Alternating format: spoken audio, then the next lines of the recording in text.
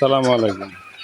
Hello বন্ধুরা, আজকে আপনাদেরকে দেখাবো কীভাবে ঠান্ডার লাগে অথবা ঠান্ডার কী মেডিসিন দিবেন, সকল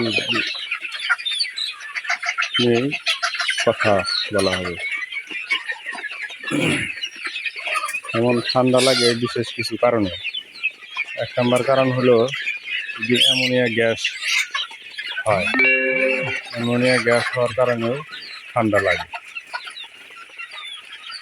এরপরে 2 নম্বর হলো যদি এই যে বৃষ্টির সিজনে পর্দা নামানো থাকে, এখান থেকে অ্যামোনিয়া গ্যাস হয়, সেখান থেকেও ঠান্ডা লাগে।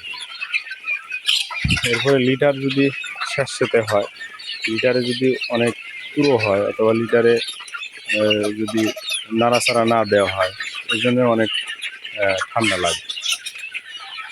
এরপরে হলো এটা আসলে ঠান্ডাটা লাগবে না কি করলে।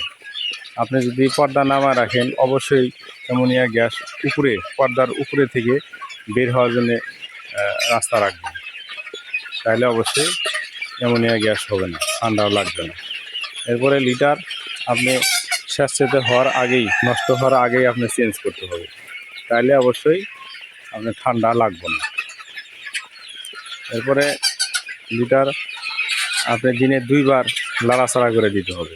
2 বার নাড়াচাড়া করে দিলে অ্যামোনিয়া গ্যাস যদিও 1-2 থাকে তাহলে চলে যাবে।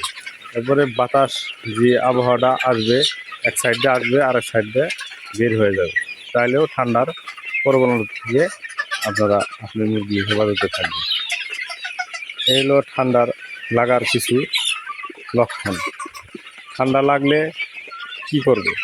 আপনি ফার্স্ট হলে খাবার পানি খাওয়া কমাই দেবে। দ্বিতীয় স্টেপে হলো আপনার ঝিমাবে, এক কোনায় যায় বসে থাকবে, ঝিম পারবে, খাবার ঠিক মতো খাবে না। হ্যাঁ, মানুষগুলো তারপরে নড়াচড়া দিবে না। তৃতীয় স্টেপে হলো তারা নাক ঝাড়ি পাড়া শুরু করবে, ঘর ঘর ঘর ঘর শব্দ করবে, উপর নিঃশ্বাস করবে। এটা লাস্ট আর কি দেখা যাবে। তো এই বিষয়গুলি আপনারা সচেতন হবেন। অল্পতেই যদি আপনি চিকিৎসা দেন, তাহলে অবশ্যই সুস্থ হবে দ্রুত, কত ঔষধ লাগবে না। যদি কম হয়, রোগ হয়ে গেছে অল্প শুরুতে, তাহলে ট্রিটমেন্ট কী দিবেন, কী ওষুধ দিবেন, এই বিষয় নিয়ে আপনি অনেক চ্যানেলে শুনছেন, দেখছেন, নিজেও প্রয়োগ করে দেখছেন। আমিও অনেক দিন ধরে ভুক্তভোগী। সাধারণ ঠান্ডাও আমি অনেক সময় মুরগি ছাড়াতে পারিনি। এই জন্য ফার্স্ট অয়েলেই আপনি এগিয়ে রাখবেন, আর খামারের ভিতরে পরিষ্কার পরিচ্ছন্নতা রাখবেন, তাহলে এই সমস্যা থেকে বেঁচে থাকতে পারবেন। যদি অল্প অবস্থা হয়ে যায়, তাহলে ওষুধ কী দিবেন? ফার্স্ট অয়েলে চুজ করবেন যে অ্যান্টিবায়োটিকটা দিলে আপনি 7 দিন ডোজ কমপ্লিট করতে পারবেন, সেই অ্যান্টিবায়োটিক কম দাম এরকম কিছু অ্যান্টিবায়োটিক দিবেন। যেমন অ্যামক্সাসিলিন,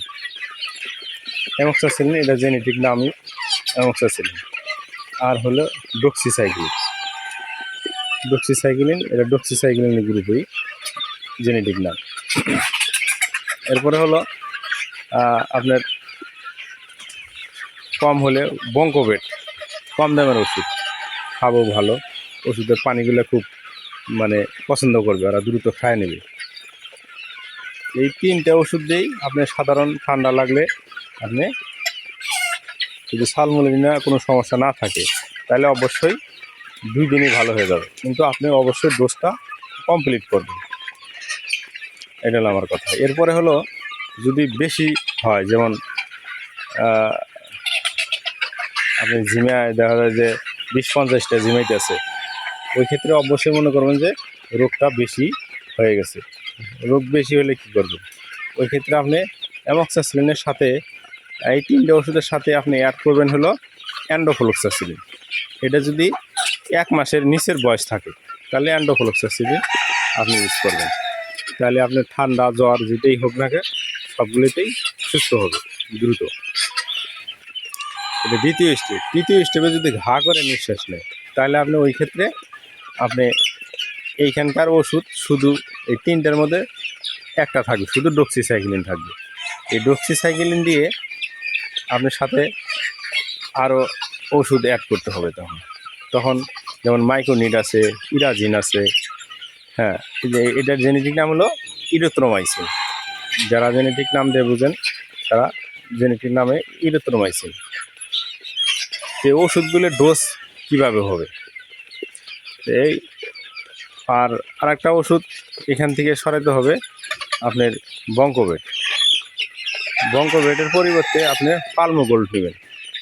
সেই পালমোগোল্ড সাথে খাওয়াবেন, যেহেতু শ্বাসনালীতে সমস্যা তাদের, তখন পালমোগোল্ড খাওয়াবেন।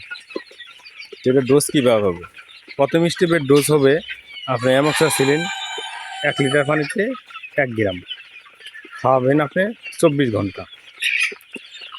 দ্বিতীয় হলো ডক্সিসাইক্লিন 1 গ্রামে 1 লিটার পানি খাওয়াবেন 24 ঘন্টা। আর বঙ্কোবেট খাওয়াবেন আপনি 1 লিটারে 3 ml পানি খাওয়াবেন 24 ঘন্টা। দ্বিতীয় স্টেপে সাথে অ্যান্ডোফ্লোক্সাসিলিনও আপনি 24 ঘন্টা খাওয়াতে পারেন 1 ml 1 লিটার পানিতে। এখন তৃতীয় স্টেপে আপনার ইরিথ্রোমাইসিন 1 গ্রামে, যেহেতু বেশি রোগ, 1 গ্রামে 1 লিটার পানি 24 ঘন্টা খাওয়াবে। আর পালমোগোল্ড 3 লিটারে 1 ml, 3 লিটারে 1 ml দিবে।